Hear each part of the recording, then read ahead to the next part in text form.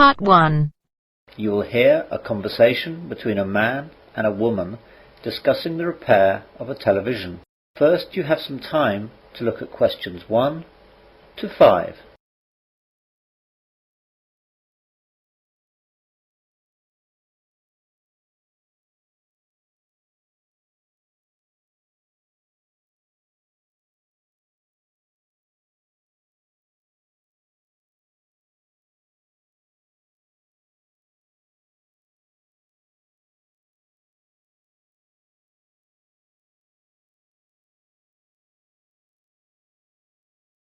Good morning, madam. Can I help you?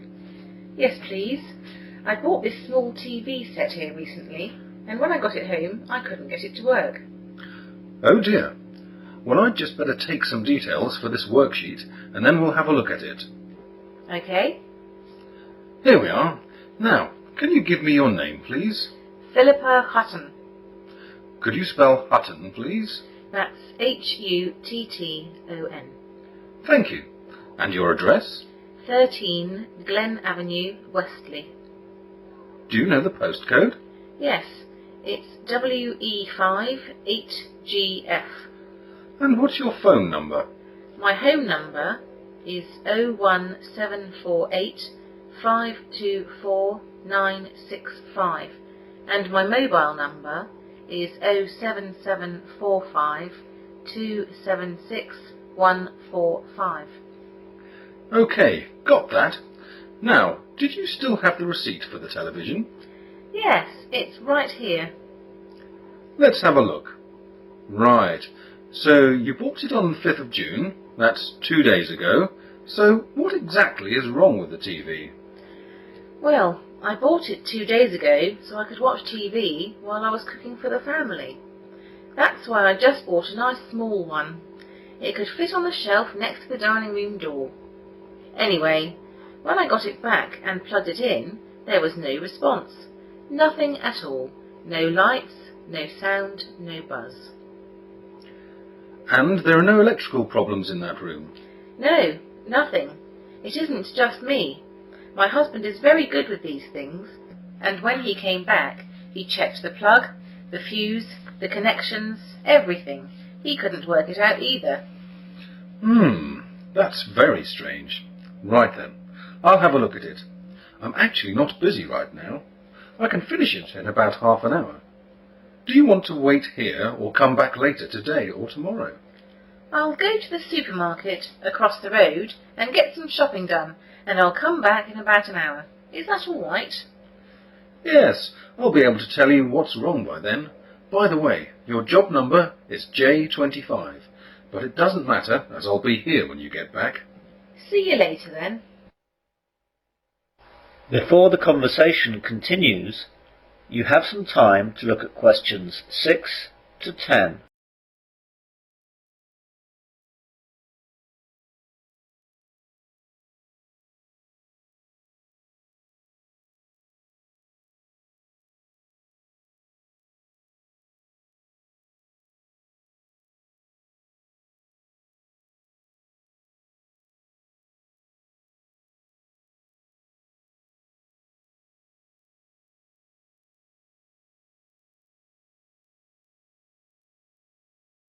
Hi there. All my shopping's done. Have you finished?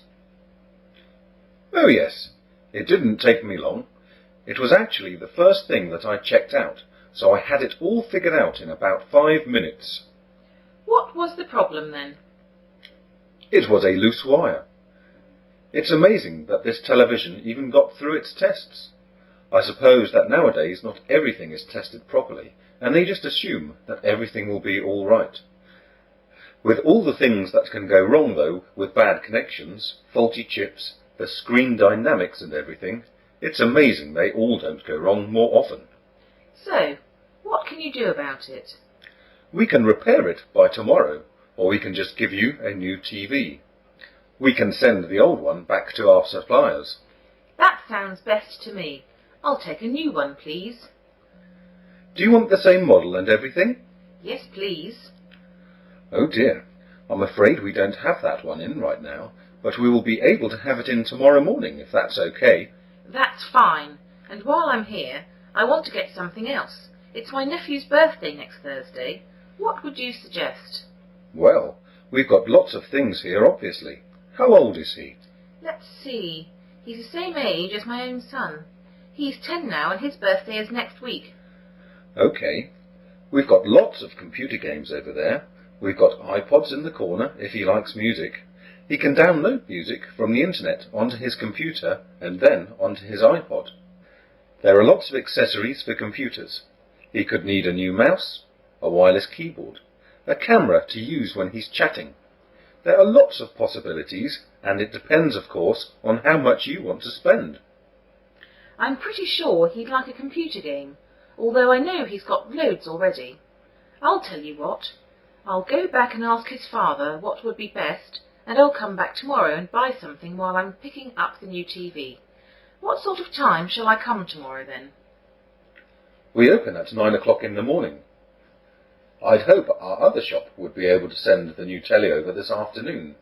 They might only manage it tomorrow morning, though, so come over at about 11.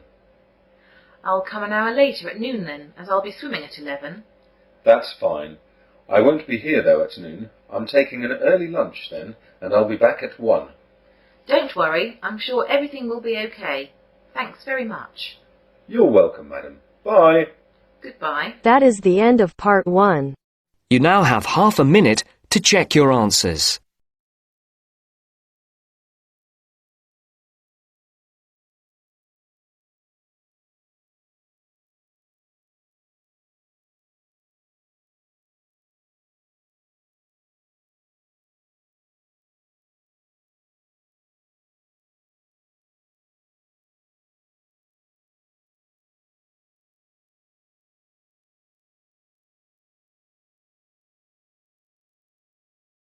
Now turns to part 2.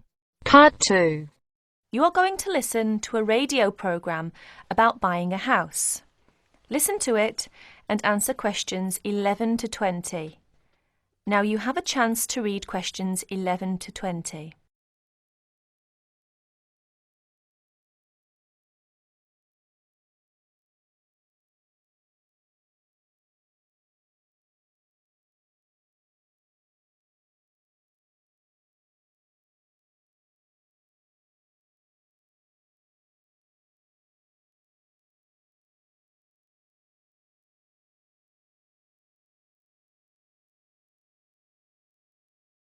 Good afternoon, listeners. Today, I'd like to welcome Edward Fox, who is going to talk to us today about buying a house. Edward.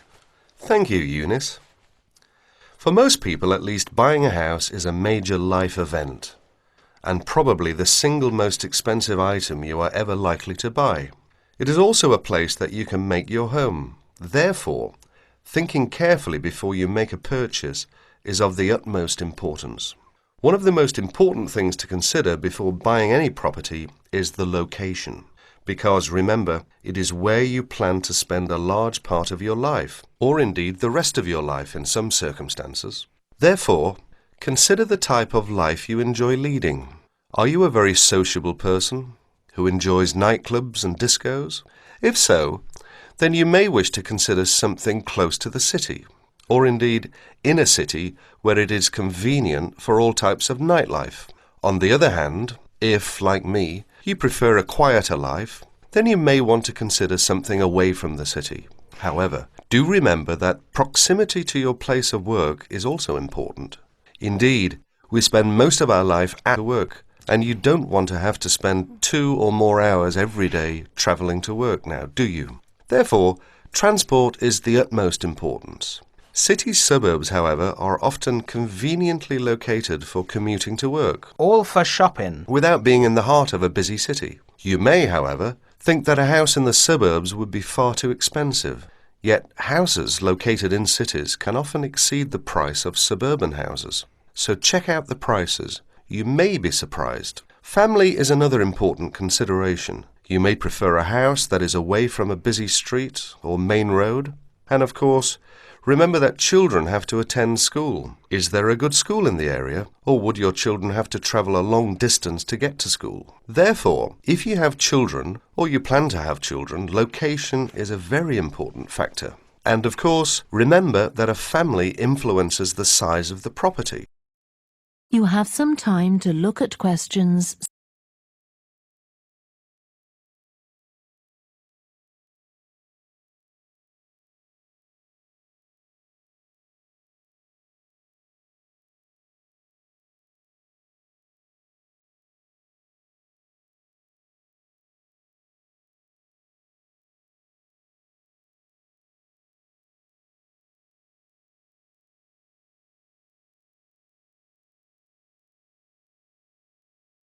There are, of course, various types of houses.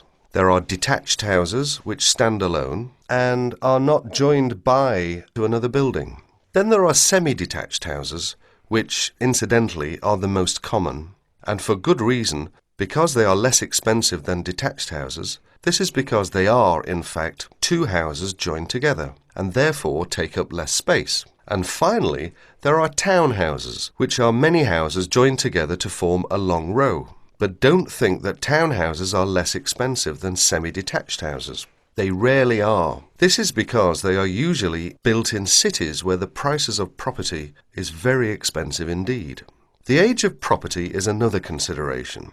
If you're considering buying an old house, beware. You may be faced with expensive repairs and renovation bills. So have the house thoroughly checked by a professional surveyor before you decide to buy. But then again, there are things you can look for yourself. Things such as the condition of the woodwork, especially doors and windows that can be expensive to replace. More importantly, make sure all the fixtures and fittings, things such as cupboards, sinks, taps, bathtubs, are all in good working order, because replacing kitchens and bathrooms can be a very costly business. And don't forget the garden. If the property has one, if you enjoy gardening, then fine. But if you don't enjoy gardening, then you may prefer a small garden as opposed to a big one. But even if you do enjoy gardening, it is important to remember that gardens take up a lot of your time. So keeping a garden in good order may be very difficult if you work long hours. One final thing is the general feel of the place. Does it have a good atmosphere? And most importantly of all, would you feel comfortable living there? Thank you, Edward. But I'm afraid that's all we have time for today. But I'll be back next Wednesday when my guest speaker will be talking about buying a computer. So until then, bye for now. That is the end of part 2. You now have half a minute to check your answers.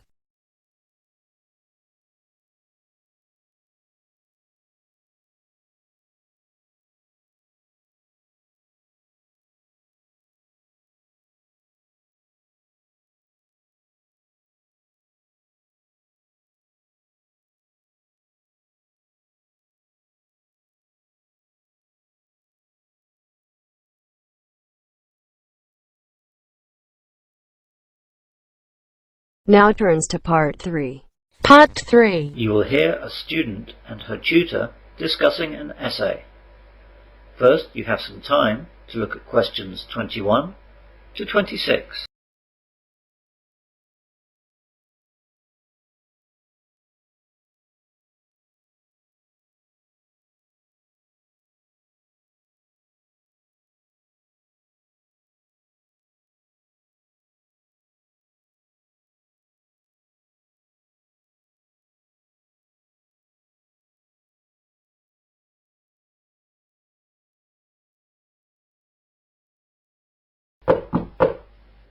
Come in. Good morning, Rachel. Have you come to talk about your extended essay?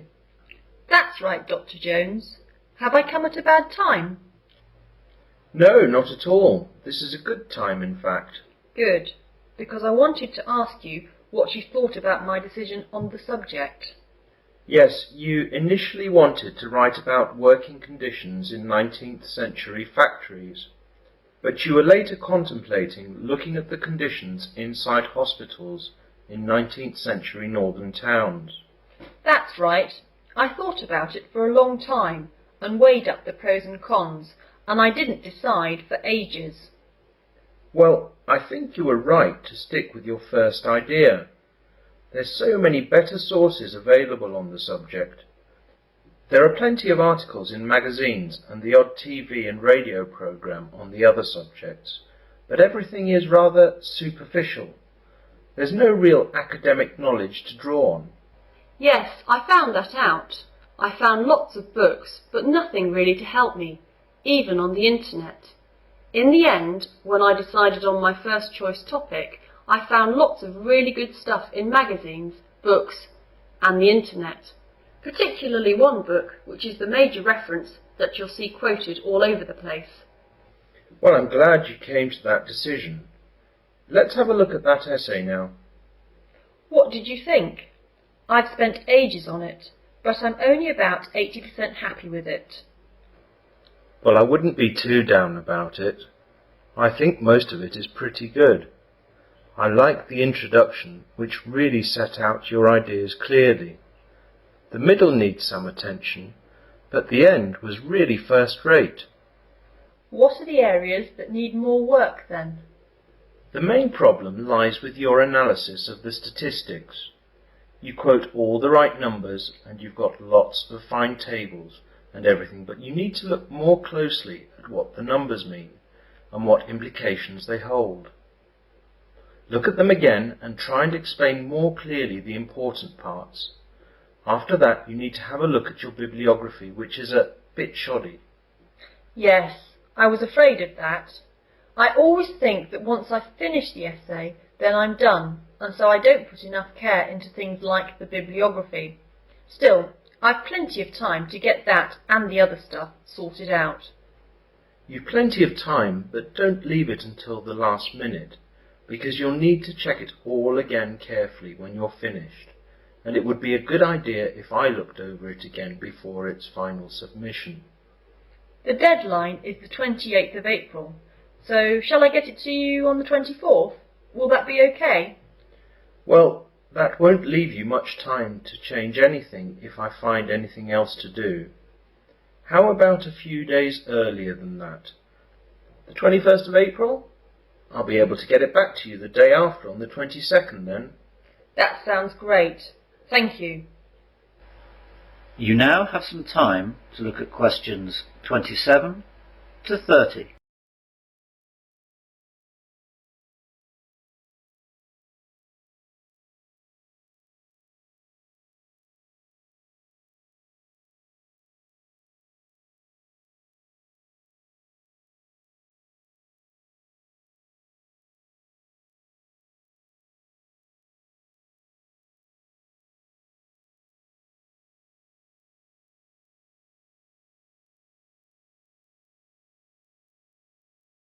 I'd also like to ask you about that presentation that I have to give next month.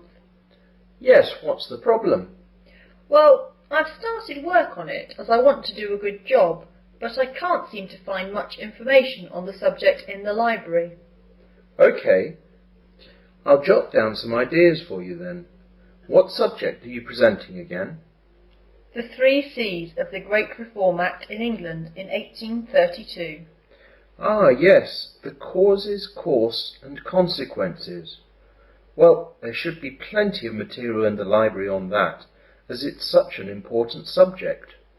Well, there should be, but it looks as though some first years are doing an essay on it, and so most of the books are out. I also don't want the run-of-the-mill books. I want my presentation to be a bit more in-depth. The best book for you would be Great 19th Century Reform by Mark Needham. That book you can't take out. It's in the reference section only. You'll have to read it actually in the library itself. Then there was a great article in History Monthly on the Great Reform Act by Jim Wood. The issue was August 2003, I think. You'll find it in the library stack system. That's great. Anything else? Yes, there's another really good book on the subject that looks at the whole thing from a slightly different point of view. I remember when it came out it ruffled a few feathers. It's called Political Reform and it's by Rob Jenkins. The thing is though that I know our library hasn't got it. As you're preparing so far in advance though, you'll be able to order it through interlibrary loan. Just go to the library reception and they'll give you the forms to fill out. It'll come in about a week, I expect. OK, I'll do that straight away. Finally, there's the book, Reform and the 19th Century, which I actually wrote. The library used to have a copy, but it's been lost, I think. I've got a copy at home, so I'll bring it in tomorrow.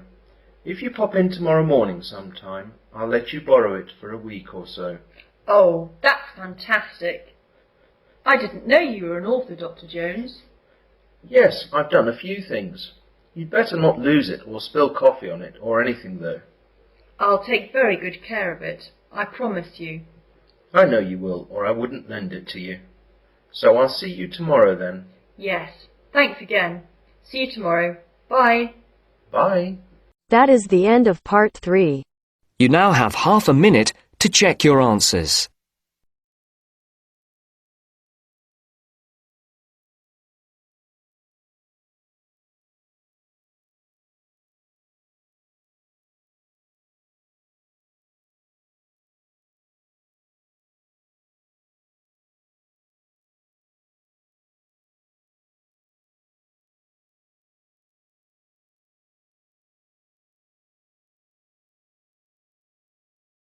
Now turns to part 4.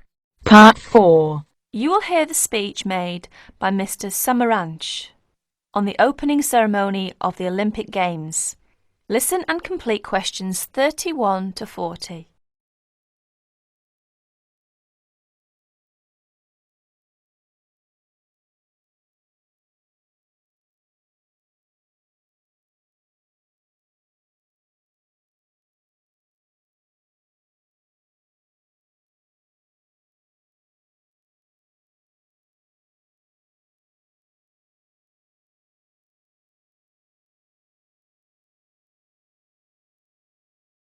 Here is the President of the International Committee, Mr. Samaranch's speech at the opening ceremony of the 26th Olympic Games. I'll read it for you.